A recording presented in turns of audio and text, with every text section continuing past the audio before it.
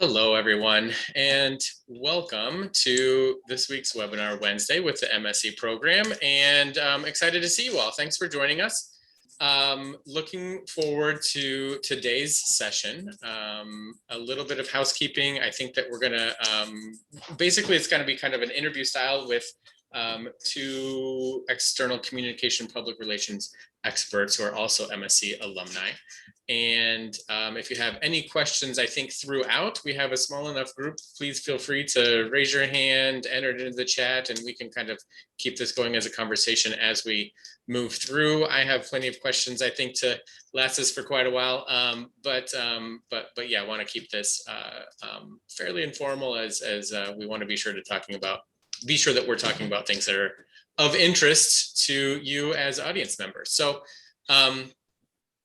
with that out of the way, I am excited to introduce Payal Patel and Max Beaver, MSC alumni. And I don't want to run through all of their history professionally or anything like that. I want them to talk a little bit in a little bit more detail about that themselves. But today's topic is like I said before, talking about external communications and what that means. I think a lot of MSc students come into the program with ideas of moving in or towards these types of functions or in these types of industries, and hoping to unpack a little bit of what that means. What does it mean to work in communications in 2021? And I'm sure that that's changed probably substantially in the last 14 months, potentially. So excited to talk to both of you today.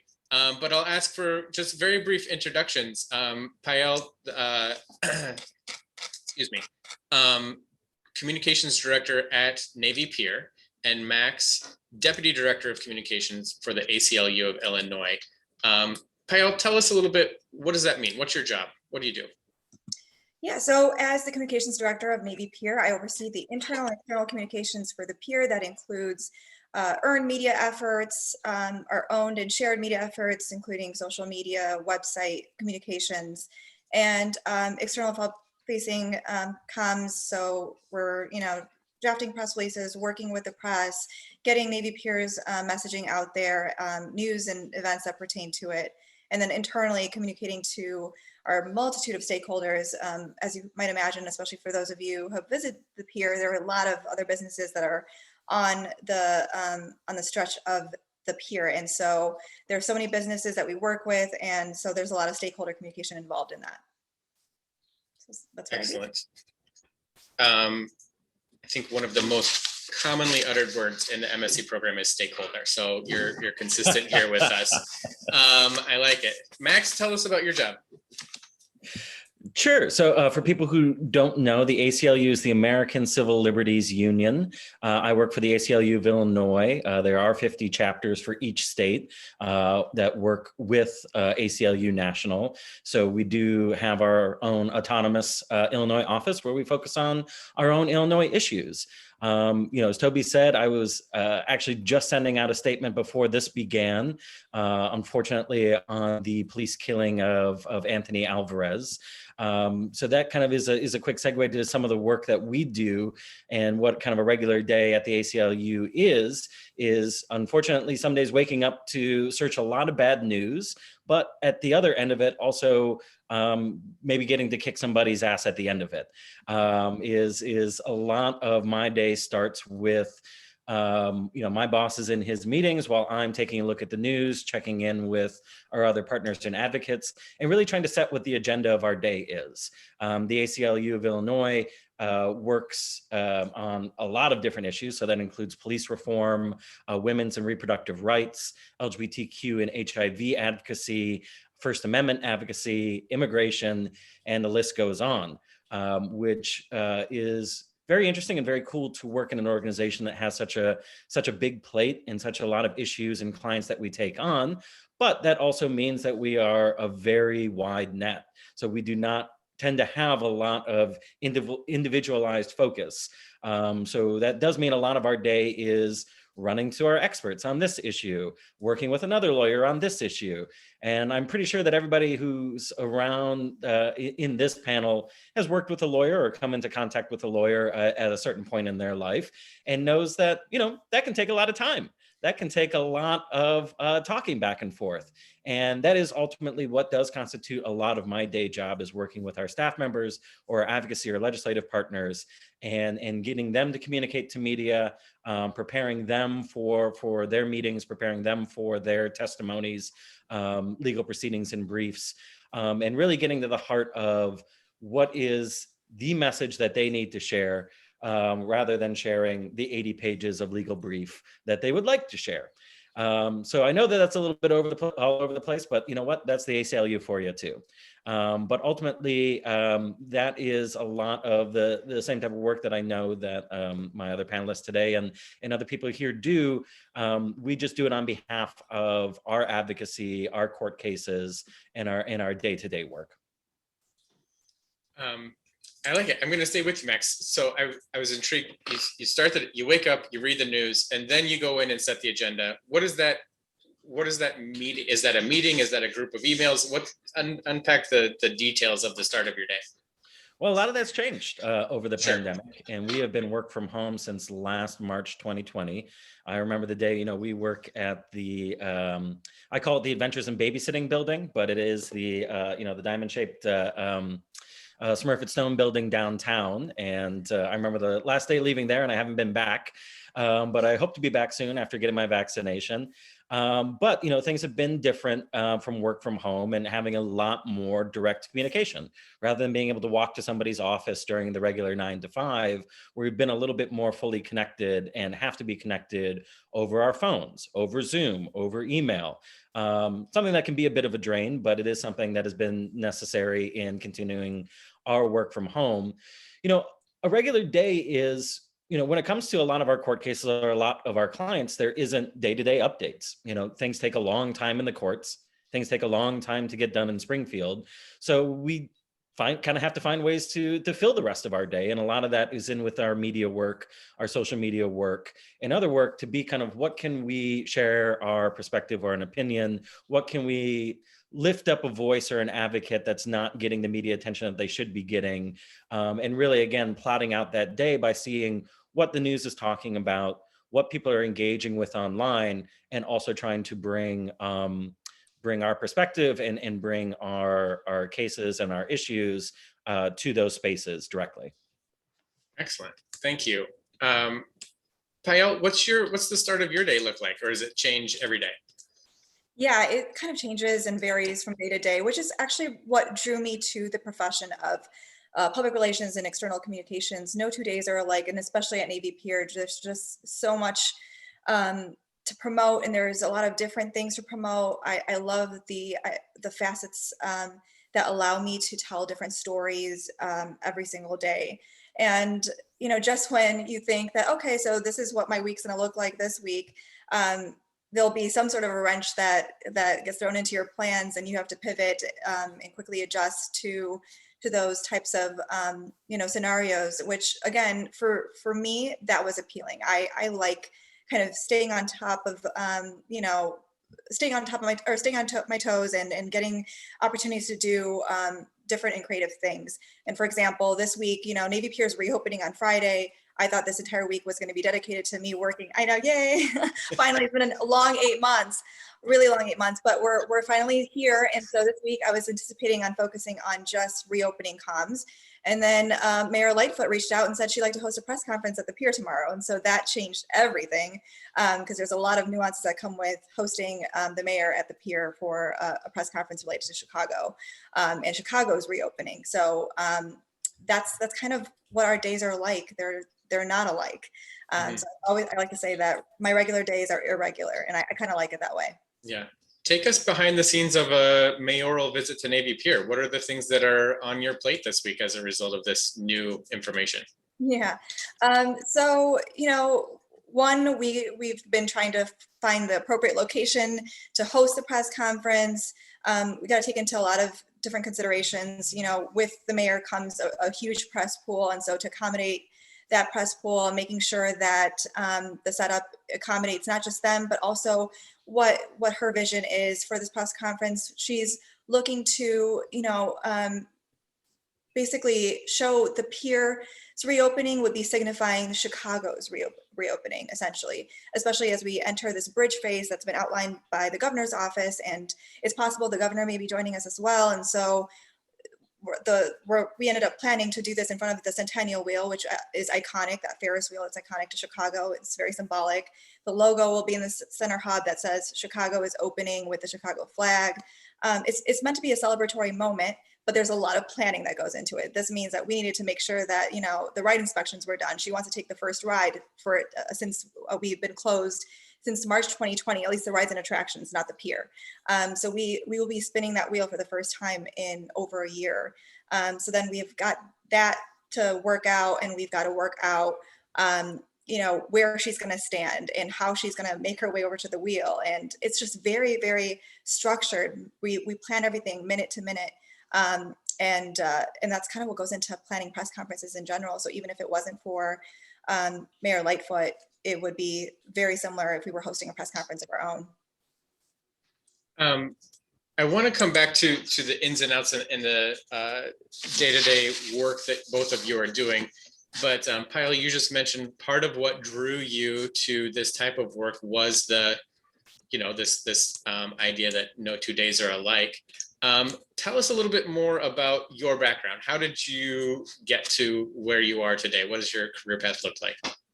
Yeah, my journey's been interesting. I actually set out to be a journalist. I wanted to get into broadcast journalism specifically, and more specifically sports. And so right out of school, I had an internship with WISN 12 in Milwaukee, and I was able to successfully convert that into a video journalist position in the sports department, and it covered the Bucks, Brewers, Packers. Yuck.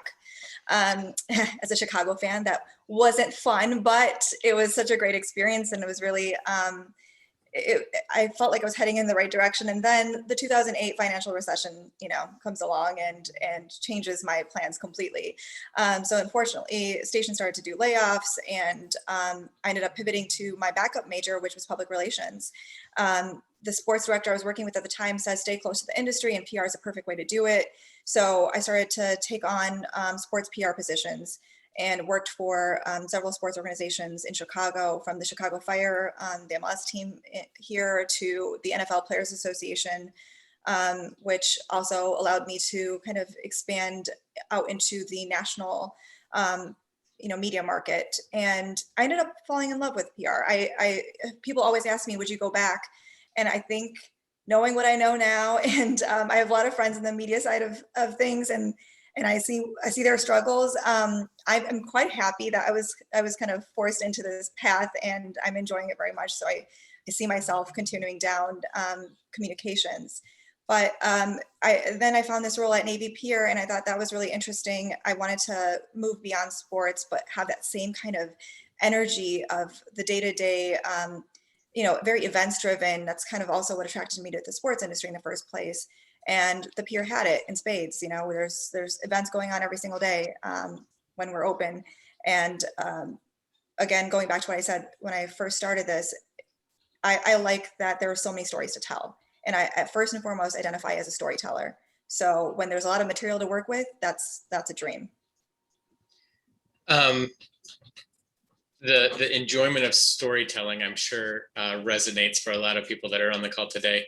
How about you, Max? What's your story? Is there a 10-year-old Max running around saying, I want to be in external comms when I grow up? How did you get into it? Well, I suppose being an over energetic and already external focused person as a child, I was drawn towards a portion of this career. But I've kind of had a funny way. I've been involved in communications in every part of my career, but I started off in government, working for the governor's office. My very first job was working for Governor Rod Blagojevich. As an intern in college when I was 18 and 19, when things were going pretty well for him around in 2004. And then when I graduated in 2007 and started working for him when things were not going so well. And I worked the day until the day he was removed from office. And then I started working for the city of Chicago for an alderman Tom Tunney in the 44th Ward around Wrigley Field and the like. So, that also never kept itself boring between Halsted Street, between Wrigley and a lot of other ones. So I started off in government communications, which gave me, as you can imagine, a pretty nice experience in crisis communications in dealing with a lot of issues. From there, I went to Northwestern and got my master's degree and moved on from working in the public to the private. And I worked for a private communications firm, Kivett here in Chicago, for nearly 5 years, where my focus was on public-oriented campaigns, including the marriage equality campaign, but also doing public-facing work with Google, with Airbnb, with a lot of other different private clients. And then from there, I moved on to the ACLU of Illinois, so now to nonprofit. So I moved from public to private to nonprofit, all doing different communications and external communications work. And I can say that there are big similarities between all three of those things. You like to think that maybe do-gooder work is maybe more than, better work than working for an oil company like my previous position. But the truth is that there's big personalities everywhere you go. And there are big personalities wherever you work within the intersection of external communications. And I know a lot of people work at the intersection of advocacy or legislative affairs or legal affairs too. Because you're working with people who want to say something, but they probably want to say 8 sentences rather than 1, or they've got a very specific point of view that won't win over other type of people. So I'll note the through line through a lot of this work is really working behind the scenes, is really getting into the headspace and getting into the space where you are writing or you are interviewing or you're doing a podcast or you're doing a press release with your client, or with your boss or with somebody that you're working with, and really trying to take yourself out of the equation, is really lifting up and writing through somebody else's voice and presenting that and helping them through their communications rather than you end up being the spokesperson. So I very rarely end up on camera, and I shouldn't when it comes to the ACLU of Illinois, because if there is a lawyer or a client or somebody else that can share it in their own words or share their own expertise, that is what we're going to do, rather than, just try to lift up my voice because it's quicker or any other type of case.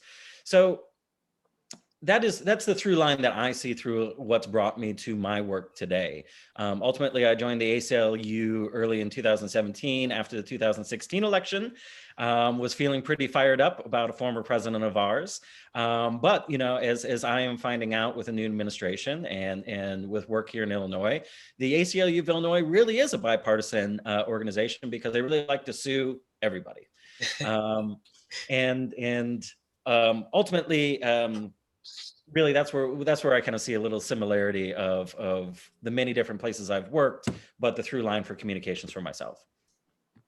So some of what you're talking about kind of made me think of a couple more questions. When you talk about, for me, there's this kind of gray area between creating the messages and delivering the messages, right?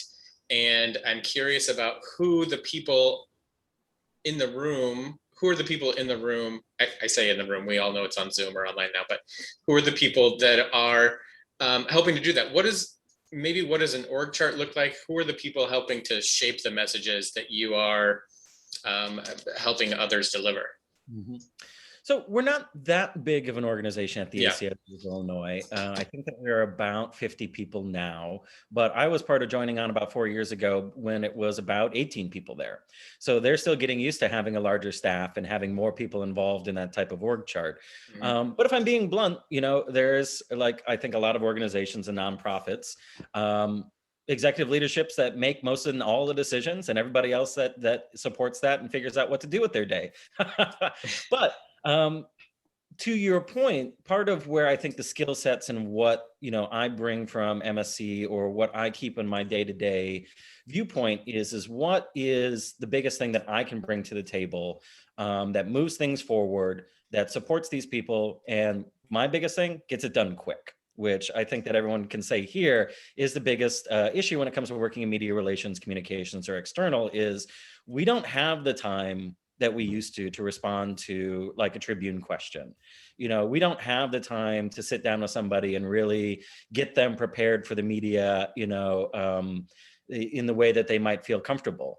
So ultimately it relies down to 2 skill sets for me, which is I found out more than ever during the pandemic in the last 14 months is your skill as a writer is really going to be probably your most important that I find in this position, because It's not just the press releases or the statements or the things that you're writing that are getting review. It's the day-to-day emails. It's the convincing people to do what you need them to do, or getting, you know, the media to take a look at what you've got to offer, and using that short space and using your two paragraphs wherever you are or dealing with somebody to the best of your ability.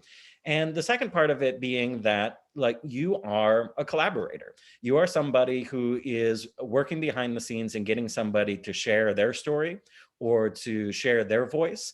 And you are taking yourself out of that process. And that can take a lot of different ways. You know, just for an example of myself, I'm working for somebody or working with somebody who's not going to be our client, but we still want to share her story. So we're going to turn it into a blog. We're going to turn it into a podcast. We're going to turn it into a couple of different things. And that started with getting them on Zoom, taping that interview, getting it transcribed, starting to write that into different content pieces, seeing, you know, what all the other different ways that we can do that, because we can't necessarily rely on the media to pick up every story that we've got. So we've got to use our other channels to do so. And those are the skill sets that you're learning today that support all of those things in the regular day-to-day job. Max, I strongly second that, because it's funny right now, Navy Pier's rehiring. We had to lay off so much of our staff last year. And so we're rehiring, and I have 2 positions open on my team. And I recently just had to start all over with one of them just because I couldn't find the right candidate. And writing was so critical for all the points you mentioned, not just beyond a press release, but it's just so critical to communications in everything we do and how we deliver messaging. And yeah, finding good collaborators who can be savvy and find information and be able to quickly you know, pivot as needed and work with whomever they need to. So that's something that we're definitely looking for in our teams right now. So MSC family, if you know of anyone, please send them my way. Did everybody hear that? Pyle's hiring. So that's my same question to you then, Pyle. When you say your team, what does that mean? What are the different areas of expertise that exist on the communication team for Navy Pier? Yeah, so prior to the pandemic, we obviously had a bigger team, although it was still a smaller team than many might expect for a place like the Pier. We had about 80 people on our full administrative staff, and now during the closure, it was shrunk down to 10 to 15 jobs, and fortunately, mine was one of them. And so grateful to be able to still have my job. But now we're obviously getting back to reopening and putting our teams back together. And so my department, which was originally a department of 6 to 8 in the summertime, we expand to 8. Summer is obviously a really big time for Navy Pier, and then 6 for year round. Will now be operating as a team of 3. So myself, and we'll be hiring a digital comms person, and then a communication specialist who would be focusing on external comms, media relations for the most part. And even our senior leadership has since changed. I had been reporting to our Chief Program and Civic Engagement Officer. She is now leaving. Actually, her announcement was just made today. She's going to go on to become the president and CEO of a foundation in Chicago. So exciting for her, but our team is once again shrinking down, and I'm trying to grow it back up. And so in the interim, we'll be reporting directly to our CEO, but we're a very small team. And at Navy Pier, we try really hard to wear multiple hats. So I've been helping our events team plan events. I've been pitching in with resource development and helping with fundraising efforts, and they do the same for me as needed. And so I think when people can be that kind of versatile, you know, in any positions, it just comes in handy, and especially at a place like the Pier when we're really trying to stretch our resources. Yeah. Well, and it sounds like as in the communication roles, you're uniquely positioned to provide that assistance, right? I'm guessing that you know more about the ins and outs of every different piece of the organization than most other functions out of necessity, right? Being able to talk intelligently about them. Yeah, for sure. As a matter of fact, our president and CEO, Marilyn Gardner, would tell you that's exactly how she became president and CEO. She started off as a PR specialist at Navy Pier 25 years ago.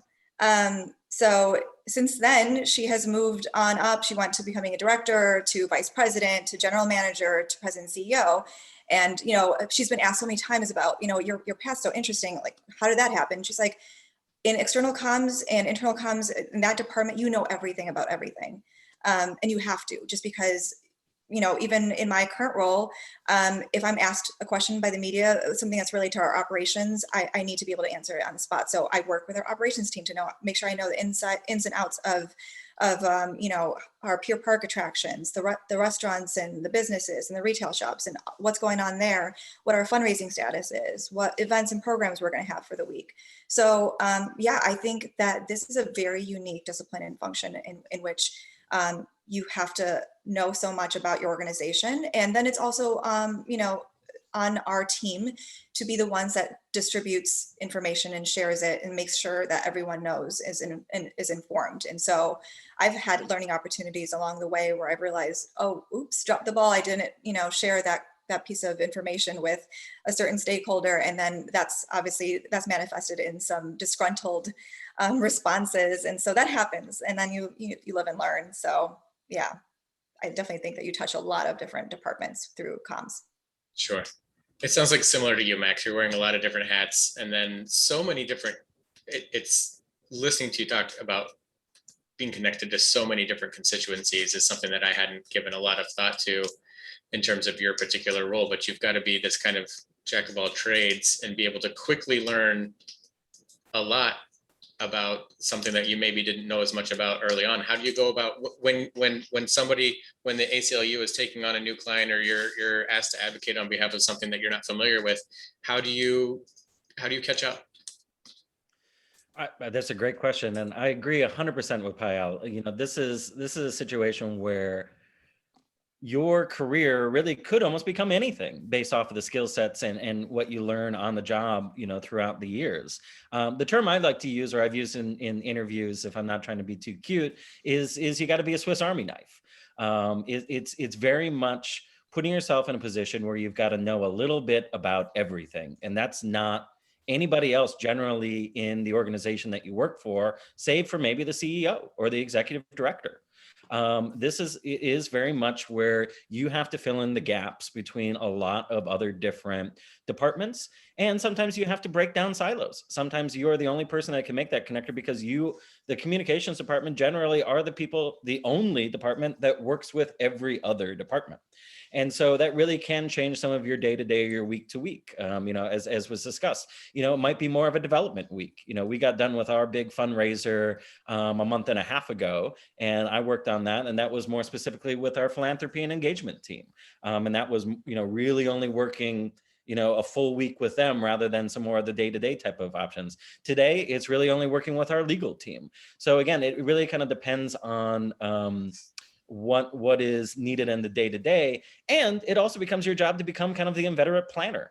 You help create the communications plans that connect everybody together, that create the talking points that if this happens, if that happens, if plan C happens. So you have to really do a lot of creative thinking. You have to really kind of think as almost a creative writer or a fiction writer in creating all the different scenarios in your head so people are prepared, so you are prepared, so that nobody is caught flat-footed in any type of situation, because as we've been discussing, there is no more time for that.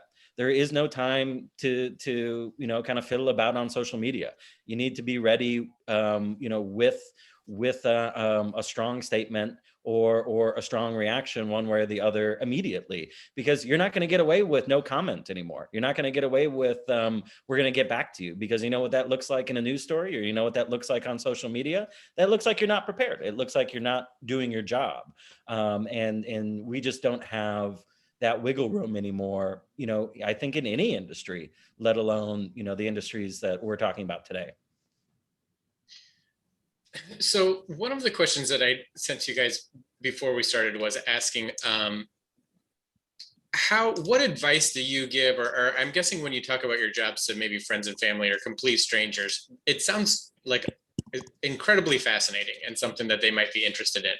What advice do you give to people that are looking to kind of break in or get into roles like yours that are maybe trying to pivot from something else? Either one of you, you let me know. Sure, I'll jump in. So I try to tell people that there's two parts to this. One, the skill sets should hopefully translate over, regardless of what you're doing before. Right, since writing is key, if you're doing any sort of writing in your previous role, try to, demonstrate the value that you might be able to present through your writing skills and storytelling skills overall. So there's a technical part. There's also the connections part. That's how I got a lot of my jobs. I'd be lying if I said that I didn't know people in these organizations, but I also did that very strategically in being very intentional about networking. And I know it's difficult now. It's not as easy as it was prior to the pandemic. Even virtual networking isn't quite the same as going to an event and knowing that this event's going to be filled with people who are in the target industry that you want to be in, and making a concerted effort to meet people and share your passion and have that really shine through. It's kind of how I landed all my jobs in sports, and then there were times when I did make some bold moves when I didn't know somebody, and just reached out and outlined the value I thought I could bring to the organization by understanding what they were specifically looking for, identifying where there might have been gaps. That actually happened at the Chicago Fire, and their CEO ended up emailing me back and it's like, I've never seen anyone reach out to me and tell me, here's the areas that I think you can improve from a communication standpoint. And so he gave me an interview on the spot, and then I got hired the week after. There wasn't an opening available. They created a position. So I use that story as an opportunity to tell people that just because there might not be something there doesn't mean that you couldn't try to create it and create an avenue for yourself by demonstrating the value you might be able to bring. And sometimes your unique skill set could be something that they don't have and you might be able to offer. So again, identifying what those communications gaps might be in those organizations and trying to offer value to that. I'm going to guess, and this is me maybe connecting dots that shouldn't be connected, but that kind of boldness and confidence in being able to cold call or reach out to somebody and say, hey, this is what I can bring.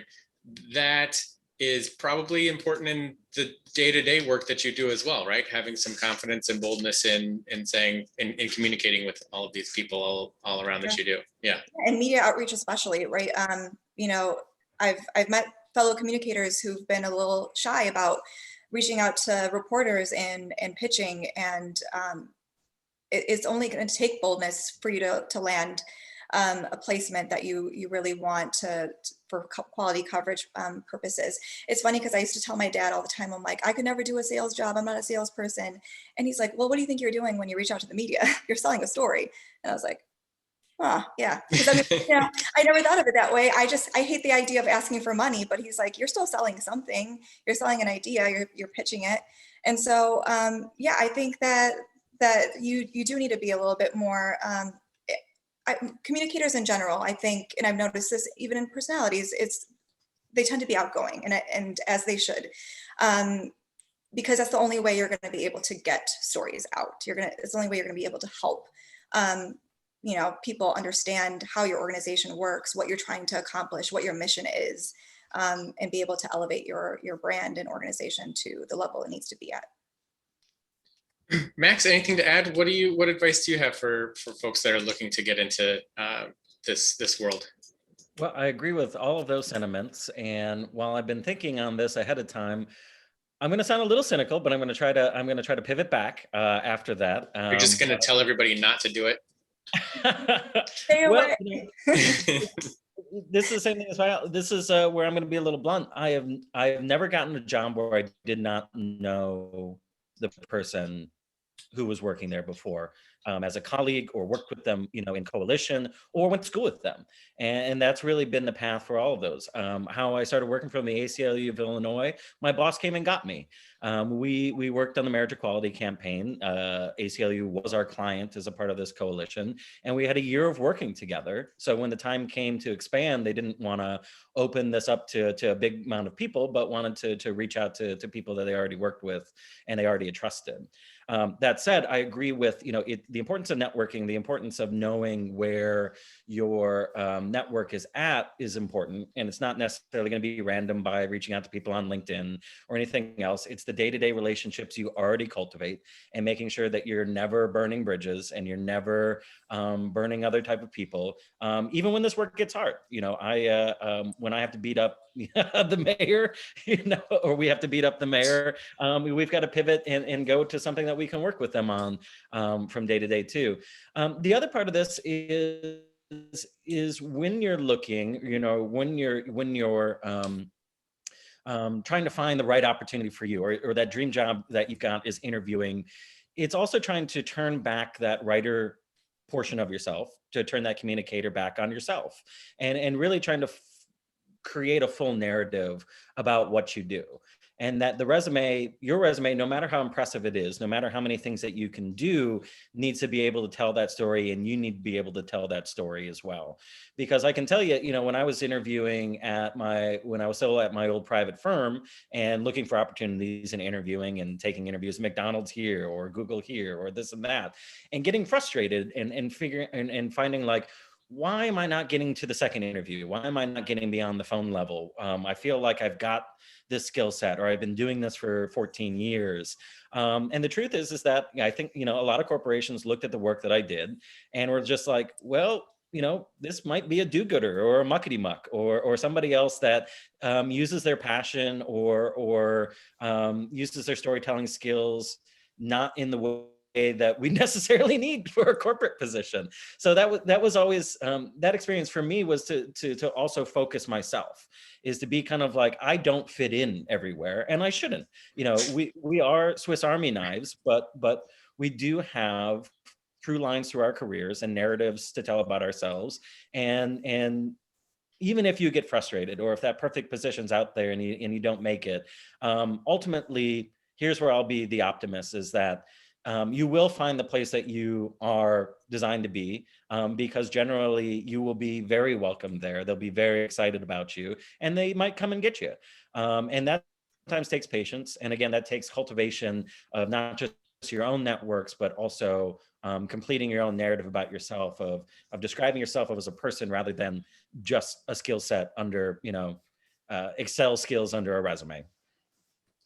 I'm definitely going to be adding high potential muckety muck to my summary on my resume from here on out. But thank you for that. That's terrific.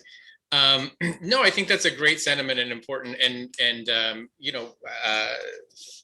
part of the reasons that people come to the MSc program in general is to get ideas about advancing, accelerating, moving their careers in different directions. And you're right, this impatience, expecting kind of a lever to pull and a bunch of new jobs suddenly be available isn't reality. And finding a place that's a good fit for you is more important than finding something that's right now or the fastest thing. Leveraging your networks to do that is terrific advice from both of you. So I just have a couple questions left. Anybody else has any questions, please feel free to raise your hand or put them into the chat here. But I know that we have some folks on that are potentially considering the MSc program. We also have some alumni and current students. I'm going to ask, so Max, you graduated a few years ago with me, right? It gets further and further away.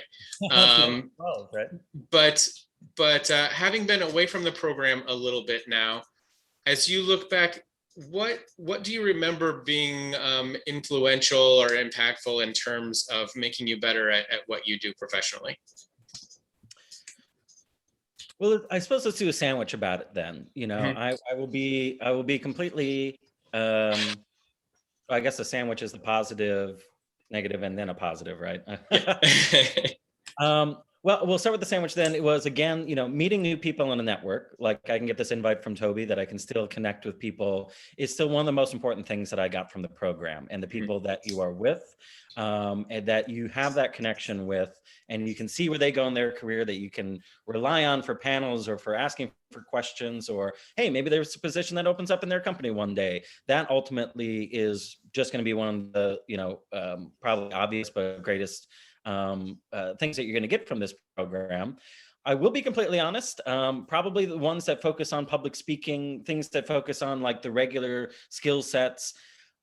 Those are things that you might just learn on the job. And there's so many things that you just have to learn on the job that you're not going to be completely able to prepare for. I still think that these are important things to learn, and that's different types of skill sets. But I suppose for a big blabbermouth like myself, I'll get to the other part of the sandwich being that really learning some more of the critical type of skills of I'm trying to remember some of our classes, Toby, but I was already working for 6 years before I started taking these classes. And there was a little bit of being a younger man to be kind of like, I already know this, or I should, maybe some of these classes I'm going to like check out or not completely pay attention to, but putting a lot of critical theory into the work that I was doing, analyzing the work that I was doing in my classes was very helpful to me to deconstruct and to do that work better. So I remember going to MSC, I was working for the Alderman's office at the time, and I was trying to crack working with the city and with neighbors on a new Pride Parade route. And that was already taking 5 months, and I was getting frustrated on how to communicate with other people. But I was able to use that as a case study in class, get feedback from other students, and really get, real-time response to help me with my issue. And so I guess that would be my other thing to say is like, bring your day-to-day into the classroom rather than just keep it theoretical. Turn that critical theory into the work that you're doing or what's going on in your life. And that's where you're going to find the application. And that's what I did for myself when I was in the program. Terrific. Thanks, Max. Kyle, little bit more recent for you, having just graduated a few months ago. What were the connections that you've been able to make, or how has the MSc impacted your professional life? Yeah, it's funny because it was only a few months ago that we graduated, and yet it's already felt like so long. But in that time, I've already put a lot of my MSc learnings into use. Most recently, I was invited to speak at a crisis management summit or conference. It was virtual, but I had shared part of my presentation from the capstone, and people were blown away by what was part of it, especially, and I think Dr. Shoemate will probably be very happy to hear this, but the stakeholder salience model that we learned as part of her class is what I use. I actually printed it out, and it's on my desk so that I don't miss a beat with stakeholders again in the future. Like I said, one of the biggest learnings I had at the peer, and it was a rude awakening, is when I had all these calls coming in from different stakeholders like, you never shared this with us, and why didn't we get this information? And I'm like, okay, never again. That model was so helpful because now I know exactly which stakeholders I need to communicate with and how frequently and when and how much information I need to share with them, because it helped me prioritize in a way that I couldn't visualize it before. So now looking at it, I'm like, okay, these are the absolute, there's a discretionary, and then there's the dominant and all of that. And I go through that especially when there's a crisis, but even in informing people about our reopening, I looked at that diagram and I was like, okay, so here's how we're going to go about sharing our reopening news. It needs to be communicated from this group first, then it'll reach to the outward groups that I've identified. And I've shared that knowledge with other people, and they've actually come back and provided me with some feedback like, this is such a great concept. And so I'm so glad that I got to, learn that.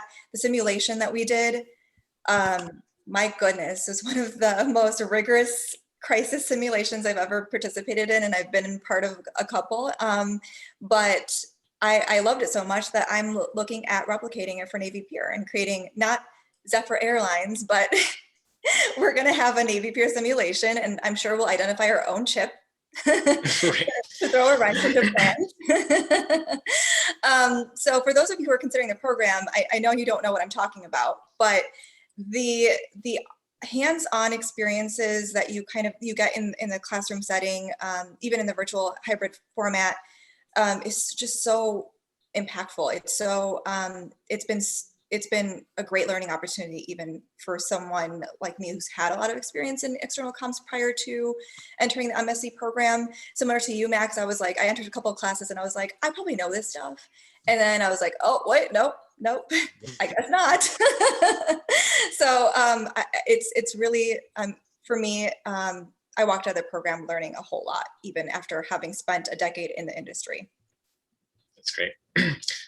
Thank you both. So in light of no questions coming in yet, I'm going to keep going here. And I think the last thing that I want to ask both of you is it sounds like you're both incredibly busy people on, like you said, Payal, on smaller staffs than you've had in the past, etc. That sometimes it can maybe seem to lose sight of the mission or the good that you're both doing out in the world. So can you share a story? Is there anything when you think back in your career or recent events that you're particularly proud of being a part of in either of your organizations? Anything come to mind? Max, do you want to go first? Yeah, I'm happy. Yeah. Yeah, ACLU of Illinois, and the ACLU in general, we win some and we lose some. And I'm a person who tends to take, losses personally, because when you work with people and you're telling their story and you really become part of their network, you want to fight for them and you want to make sure that there's justice for the rights that were trampled upon. But it's really nice when you win sometimes. And it's really nice when it is so much more of a situation where somebody gets to that person gets to win and move on with their life and also gets damages. So there was a transgender woman who really experienced terrible discrimination in her job working at Circle K. And from multiple managers and just this system of harassment. And we ultimately sued on her behalf. The case didn't make it all the way to court because Circle K wanted to settle. And unfortunately, they kept a lot of things secret. And this is what corporations can do in these type of situations. But ultimately, our client really got a settlement that changes her life for the rest of her life. From somebody who grew up in poverty and now gets to take what was a bad experience and turn it into something positive, who now has a recording career, who now gets to share her story in a different way. And that's really, on days where I have to wake up and read bad news all day long or work through weekends or wonder why, you want to work so hard to get burnt out so quickly. These are the type of stories that, and in situations why I do the work that I do. And I think why we do the work that we do. Yeah, I guess for me, I would say that the gratification for my work also comes from, helping advance Navy Pier's mission. One of the things I didn't know about the Pier when I first got there was that it's a nonprofit, and it became a nonprofit in 2011. A lot of people still think it's a government entity, and it's no longer the case. And since it's become a nonprofit, it's provided free public programs in arts, culture, education. And once again, that's something that I've needed to really work with my team to get out there to help break this understanding that people have had for such a long time that it's owned by the city and the state, and it's a narrative we fight in the media still to this day, because there's even litigation going on around it with questioning whether or not it should be even considered a nonprofit. And it's a unique nonprofit for sure, because there are different revenue models that are associated with the Pier. That said, I think I had an eye-opening experience when one of the programs that we did, Navy Pier started to offer quinceañeras to Latinx families in the Chicagoland area, and especially for families who couldn't afford to put one on themselves. And I was there with a news crew, and a woman came up to me and she's like, "Do you work for Navy Pier?" And I said, "Yeah, I do." And she's like, "I just want to say thank you." She started crying. She's like, I wasn't going to be able to give my daughter this celebration. And it would have been a shame because, you know, quinceañera is so important. And for Navy Pier to have done this for us, you know, we'll never forget it. And then I started crying. I'm like, this is the kind of impact that really makes my job feel, you know, meaningful. And she had heard about it on the news. She heard about this quinceañera celebration on the news, and that's how she got there. So it's days like those that I'm like, wow, my work impacted this woman and her family, and they'll never forget it. That's just so cool. Thank you both. Those are both great stories, and I think that it's important to kind of recognize that it's as busy as you are, you're having a significant impact on people's lives, and in large part for the better. And that's terrific. Thanks for sharing those with us. We do have a couple questions that have come in. Seth asks, if you're overseeing social media accounts, what's your solution to dealing with trolls? I think that I would broaden it out. It doesn't necessarily have to limit it to social media. I'm sure that there are some people in the media that can be aggravating or frustrating for you to work with.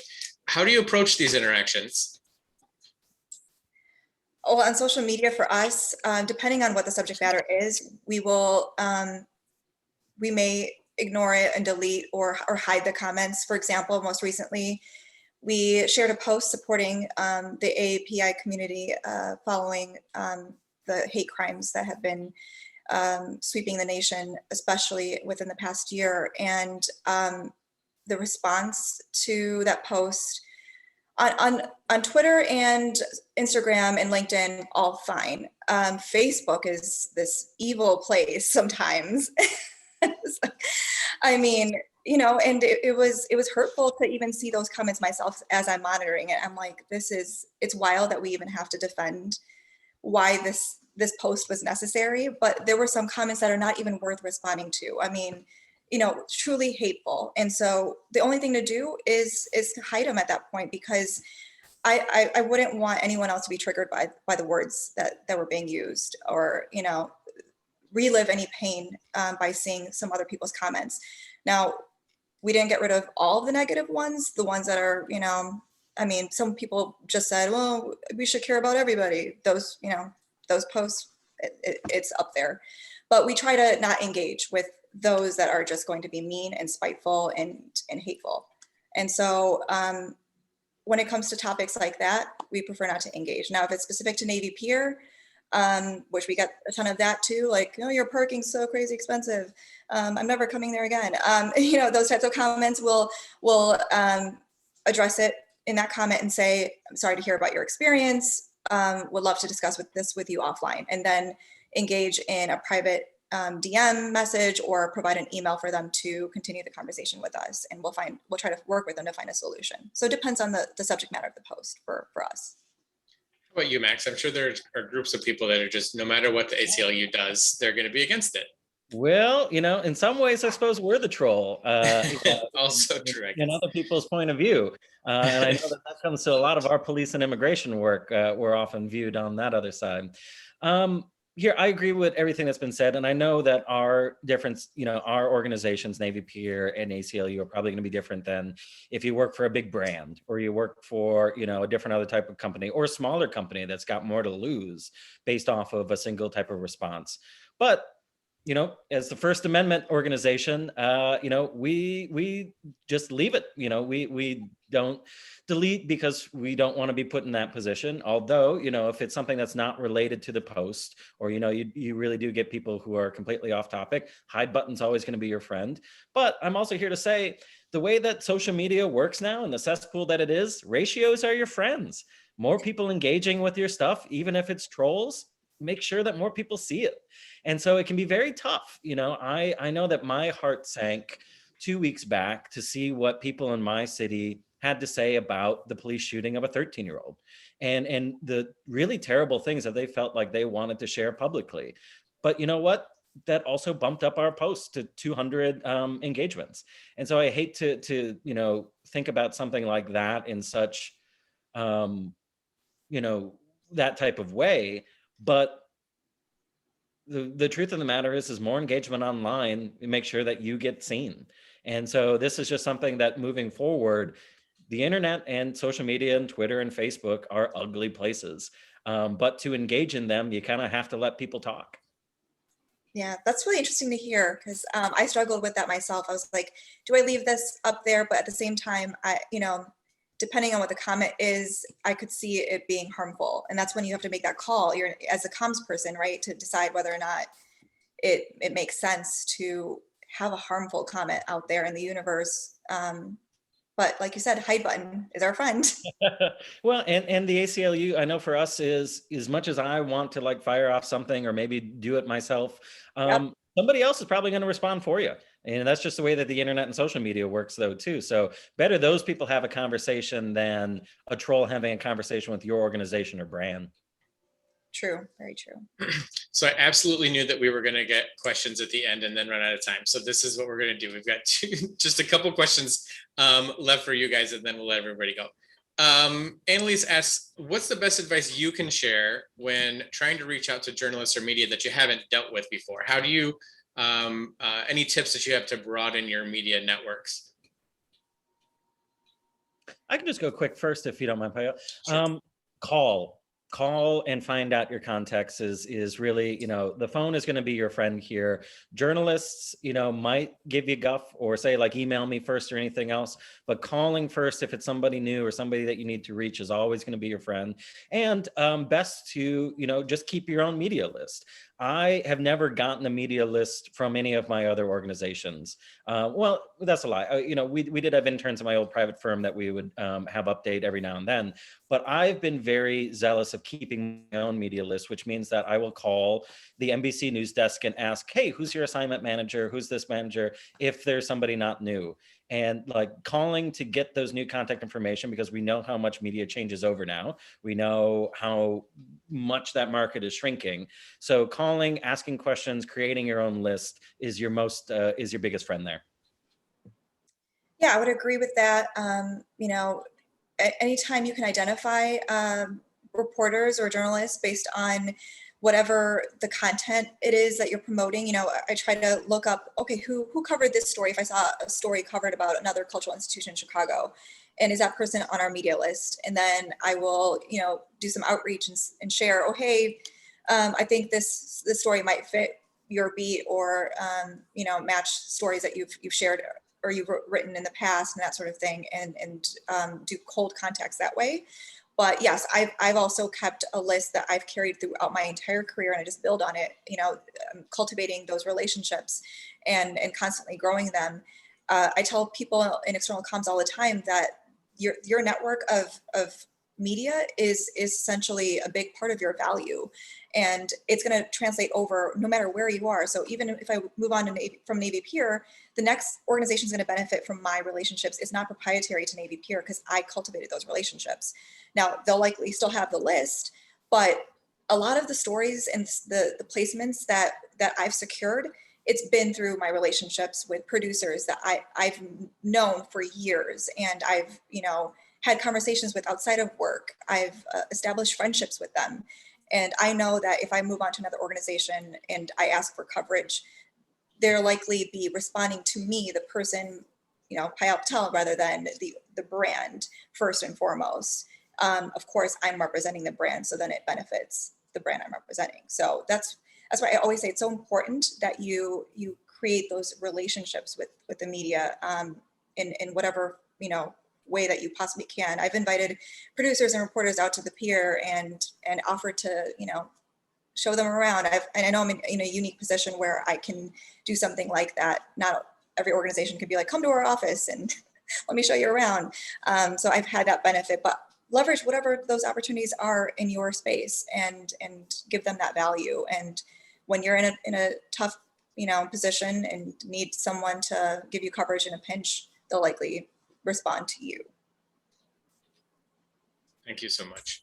I want to be respectful of everybody's time. I'm sorry that we didn't get to all of the questions, but thank you so much to Max and Payal. I wanted to quickly share a couple upcoming events. Russ already put one of them into the chat, so thanks a lot, Russ. I'm going to talk about it briefly. It was on my list, I promise. But our next webinar Wednesday is going to be May 12th. Professor Paul Arntzen is going to join us. MSC co-founder Paul Arntzen is going to talk about some recent work that he is doing in some of his reflections on how, and this is, I guess, a little bit of a follow-up to the horribleness of social media that we were just talking, how we as humans can try to move from polarizing or predatory identities to more inclusive identities, and how, and he'll be sharing some specific skills and strategies for us introspectively to maybe make that shift and help others around us. And then, as Russ mentioned, May 17th, the MSC Alumni Association is hosting a very cool talk with Annalise Reese, the Associate Provost and Executive Director of the Buffett Institute for Global Affairs here at Northwestern. Also joining her is Dania Dion, the Director of Global Communications and Engagement and Outreach. And it's going to be moderated by MSC's own Bob Rowley from the class of 2013 and former AVP of Media Relations at Northwestern. And it's going to be a discussion very broad of Northwestern's reach, research, and impact on the world. And there's just so much that goes into that. And the Buffett Institute is doing some really amazing work. And so I hope that everybody gets a chance to tune into that. And again, Russ shared the link in the chat there. And then finally, date to be determined, but Professor Rick Morris is going to wrap up, I think, our MSc webinar Wednesdays before our summer break with talking about a paper that he recently just shared, going the other way now about social media. It's the title of the paper is The Futility of Regulating Social Media, talking about, recent events in Congress and around the world about what does it take to, and is working to regulate social media something that we should consider. And he talks about some of the recent efforts and his predictions as to what might happen moving forward. So keep an eye out for a date for that, more than likely the end of May or beginning of June. But again, thank you so much to Max and Hayal for joining us today. I learned a lot listening to both of you talk. And if I could get in a time machine, I'd go tell myself to do what you do. But it's been a special hour. Thank you for joining us. Thank you everybody else for joining us. And we hope to see you back here in a couple of weeks with Professor Arnsten. So thanks so much. Thank you.